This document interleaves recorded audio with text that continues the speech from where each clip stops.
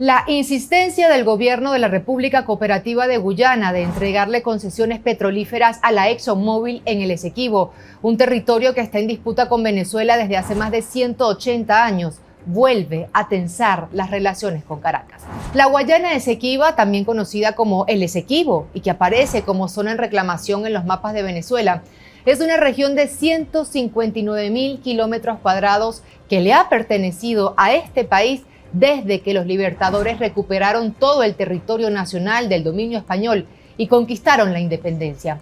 El Reino Unido, que hasta 1966 controló el territorio ubicado en el lado este del río Esequibo, anteriormente conocido como la Guayana Británica y ahora República Cooperativa de Guyana, reconoció hasta casi 1840 que el Esequibo le pertenecía a Venezuela. Sin embargo, en esa misma época contrataron a un explorador llamado Robert Schomburgk para que inspeccionara y delimitara la zona. Este señor trazó una primera línea en la que incorporó 4.920 kilómetros cuadrados de territorio venezolano.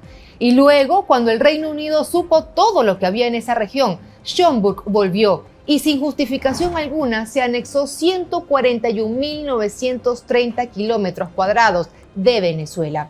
Cuando Venezuela reclamó, el Reino Unido dijo que esas líneas no eran nada y que solo fue una exploración sujeta a una futura discusión.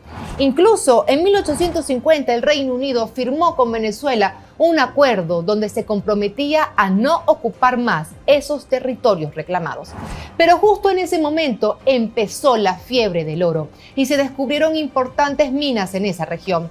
Eso hizo que los británicos incumplieran el acuerdo suscrito, no abandonaran el territorio y empezaran a entregar concesiones de oro en territorio venezolano. Además, luego se inventaron otras líneas que se extendían a zonas históricamente pobladas por venezolanos, como Guasipati, Upata, El Callao y Tumeremo en el sur del país. Esto provocó que Venezuela decidiera romper relaciones con el Reino Unido en 1887. ¿Y cuál fue la respuesta de Londres? Si siguen con el reclamo, iremos a un conflicto militar. Y ahí entra en escena Estados Unidos, que viendo las inmensas riquezas de esta región y ya creyéndose dueño de este continente con la famosa doctrina Monroe, dijo que no iba a permitir que ninguna potencia europea usara la fuerza sin su permiso. Entonces Estados Unidos le planteó a los británicos: o van a un arbitraje, que era lo que pedía Venezuela, o iremos a una guerra. Los británicos, agobiados por tantos conflictos, aceptaron. Pero aceptaron el arbitraje con dos condiciones: que en el litigio no estuviera ningún venezolano y que no entregarían nada de lo que ya habían ocupado. Pero además, los británicos y los estadounidenses acordaron de espalda a Venezuela que en el juicio no se presentaría el Tratado de 1850, con el que los británicos se comprometieron a cesar la ocupación de los territorios reclamados. Después de esto, el Congreso de Estados Unidos nombró una comisión para que determinara los límites entre la Guayana Británica y Venezuela. Esa comisión estuvo compuesta por 2 ingleses, 2 estadounidenses y un ruso, conocido amigo y adulador de la reina de Inglaterra. Mientras que el hispanista y experto en derecho latinoamericano Severo Malet-Prevost fue designado como secretario. Y así, sin que Venezuela tuviera derecho a la legítima defensa y sin saber lo que se discutía en su nombre, se hizo este juicio y se dictó el laudo arbitral de París de 1899. Una decisión judicial con la que se despojó a Venezuela de 159.500 kilómetros cuadrados de la Guayana Esequiba. La verdad de lo que sucedió en ese juicio se conoció varias décadas después, cuando el secretario de la comisión, Severo Malet-Prevost, confesó casi al final de su vida que el laudo arbitral de París fue una componenda política contra Venezuela y que los jueces fueron presionados para fallar en contra de este país. También se supo que los mapas fueron falsificados y pagados por el Reino Unido. Esto generó una ola de indignación en Venezuela y provocó que en 1962 el entonces canciller venezolano denunciara ante las Naciones Unidas la nulidad de este laudo arbitral de París.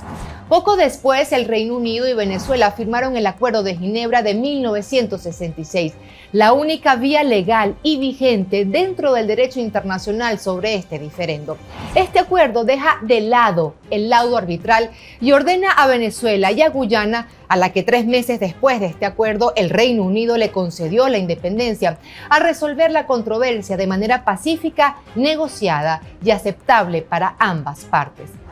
También establece que ningún acto o actividad que se haga mientras esté vigente este acuerdo constituirá fundamento para hacer valer, apoyar o negar una reclamación de soberanía territorial, ni para crear soberanía en dichos territorios. Además, ordena que de no llegar a un acuerdo, referirán la solución a un órgano internacional apropiado que ambos gobiernos acuerden. Pero Guyana violó el acuerdo y acudió a la Corte Internacional de Justicia para que fuera esa instancia la que resolviera esta disputa.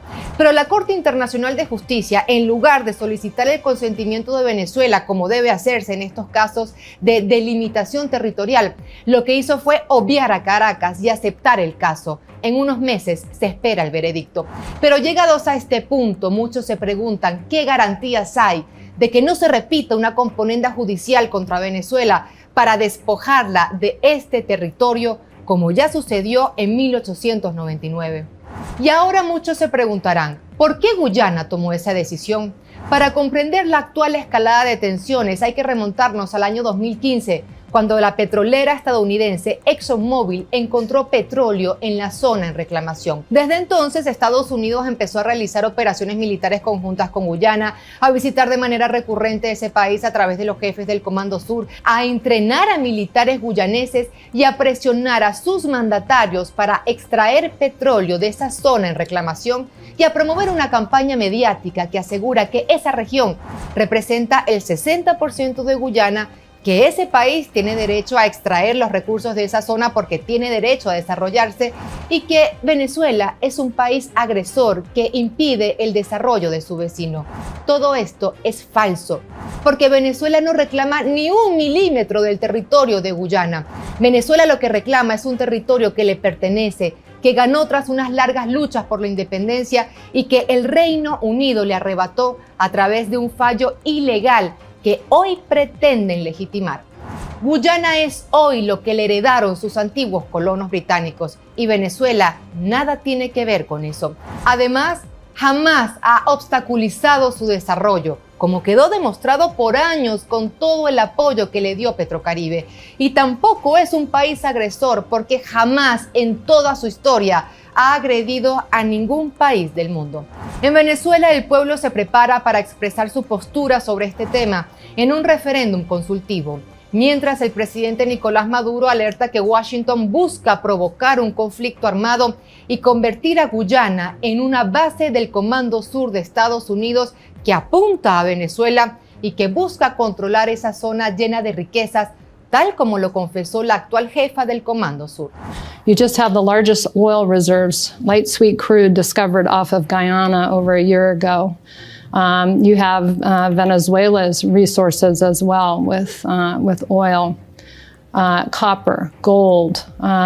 We have the Amazon, lungs of the world. We have 31% of the world's fresh water in this region too. I mean, it's just off the charts. We have a lot to do. This region matters.